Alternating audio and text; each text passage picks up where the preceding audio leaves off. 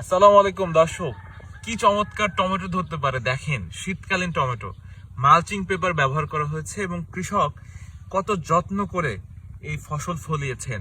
তার পরিশ্রম এবং সৃষ্টিকর্তা যে দিয়েছেন তাকে আলহামদুলিল্লাহ। দেখুন কত বড় বড় সাইজের টমেটো ধরে আছে।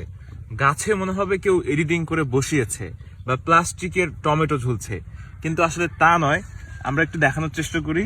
এই দেখুন, এখানে থোকা থোকা টমেটো ধরেছে। এরকম দেখেছেন কখনো? দেখুন কি দারুণ থোকা থোকা। এই দেখুন থোকায় থোকায় টমেটো ধরেছে এবং গাছগুলো কত যত্ন করেছেন তিনি। এই দেখুন এক থোকা টমেটো, এবং এখানে প্রায় আধা কেজির উপরে হবে টমেটো। দেখুন থোকা থোকা টমেটো ধরেছে এবং এই দেখুন একটা থোকাতে টমেটো ধরেছে।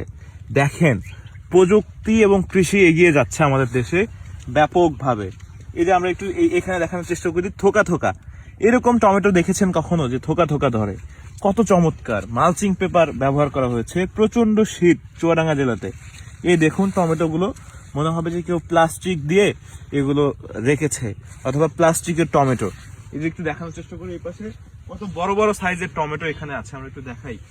এই দেখুন টমেটোগুলো দেখুন, এগুলো এখন মার্কেটে যাচ্ছে এবং কৃষক খুব যত্ন করে এই ফসলগুলো তিনি ফলাচ্ছেন।